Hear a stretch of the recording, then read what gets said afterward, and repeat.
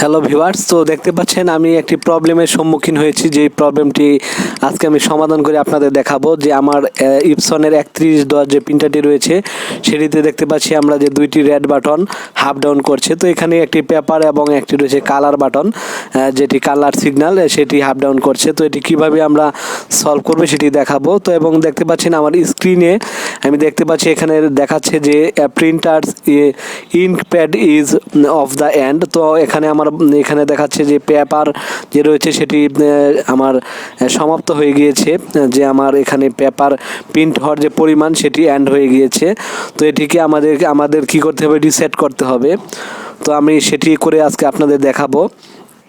এখানে আমরা সুন্দরভাবে লক্ষ্য করতে পারছি printer ink pad is the end. তো এটির জন্য একটি এখানে রিসেটার প্রয়োজন হবে। তো আমি এই যে সফটওয়্যারটিকে যে চেষ্টা করব গুগল ড্রাইভে আমার এই ভিডিও ডেসক্রিপশন বক্সে দিয়ে দেওয়ার জন্য আপনারা সেখান থেকে ডাউনলোড করে নিতে পারেন। তো এটি আমরা ওপেন করছি। তারপর এখানে প্রথমে যে আইকনটি আমরা ডাবল ক্লিক করব। তো দেখতে পাচ্ছেন এরকম আমাদের সামনে একটি পেজ শো করবে। তো এখান থেকে আমরা সিলেক্ট করে নেব আমাদের প্রিন্টারটি। তো এখানে অলরেডি 3110 দেওয়া রয়েছে যে প্রিন্টারটি আমার প্রবলেম হয়েছে। তো অন্যান্য মডেলের যদি প্রিন্টার প্রবলেম হয়ে থাকে আপনারা নিচে এখানে ম্যানুয়াল সিলেকশন করে নেবেন। সিলেকশন করে তারপর আপনাদের প্রিন্টারের মডেলটি সিলেকশন করবেন। তো আমি এখানে অটো সিলেকশন করে দিচ্ছি। আমার জ্যাক লাগানো রয়েছে, এই জন্য আমার এই প্রিন্টারটি পেয়েছে। তারপর এখানে আমরা আপনার পার্টিকুলারে ক্লিক করব। তারপর ক্লিক করার পর এখানে দেখতে পাবেন অনেকগুলো সেটিং রয়েছে। এখানে রয়েছে হেড ক্লিং রয়েছে, ইঙ্ক চার্জ রয়েছে, waste ink pad counter. So এখানে এই প্রবলেমটি আমার হয়েছে। এবং এখানে রয়েছে শিপিং সেটিং রয়েছে। এখান থেকে অনেক ধরনের প্রবলেম আমরা সলভ করতে পারি। তো আমাদের নির্দিষ্ট প্রবলেমটি আমরা এখন দেখব। তো দেখতে পাচ্ছেন এখানে রয়েছে ইঙ্ক প্যাড এন্ড। সো আমাদের যে এখানে পেপার কাউন্টিং যে এটি কমপ্লিট হয়ে শেষ হয়ে গেছে। তো আমরা এটিকে দিয়েছি ওয়াস্ট ইঙ্ক প্যাড কাউন্টার। তো আমরা এখানে যেটি করব চেকে ক্লিক করছি।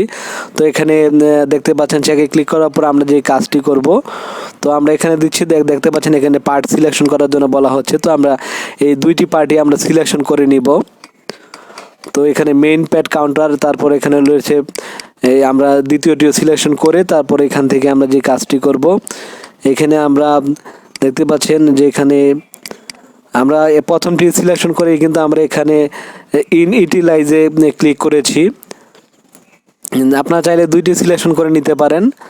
আমরা একটি সিলেকশন করে নিয়েছি, মেইন প্যাড কাউন্টারটি সিলেকশন করেছি।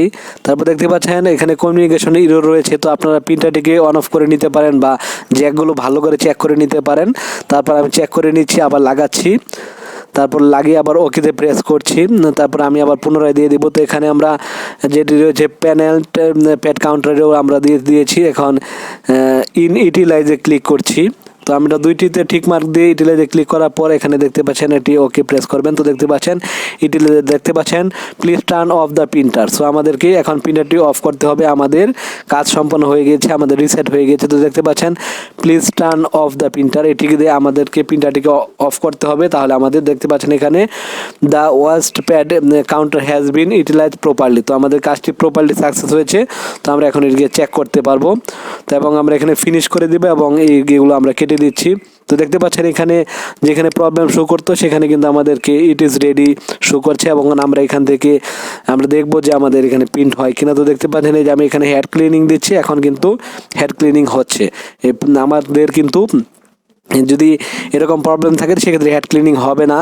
এখন আমি আমার প্রিন্টারে চলে যাব, দেখব যে সেখানে আমার প্রিন্টারটিতে দেখতে পাচ্ছেন এই যে এখানে এখন আর সেই যে রেড বাটনগুলো জ্বলছে হাফ ডাউন করছে না এখন আর। তো এখানে কিন্তু আমার বাম পাশে যে সবুজ বাতিগুলো জ্বলছে। এখন আমার প্রিন্টার একদমই রেডি। তো আমরা এভাবে আমাদের প্রিন্টারটিকে রিসেট করতে পারবো। তো আপনারা সুন্দরভাবে ভালো করে ভিডিওটি দেখবেন, তাহলে আপনারাও এইভাবে করতে পারবেন। এবং যারা নতুন রয়েছেন ভিডিওতে লাইক শেয়ার কমেন্ট করতে ভুলবেন না। সো আজ এই পর্যন্ত, বাই বাই।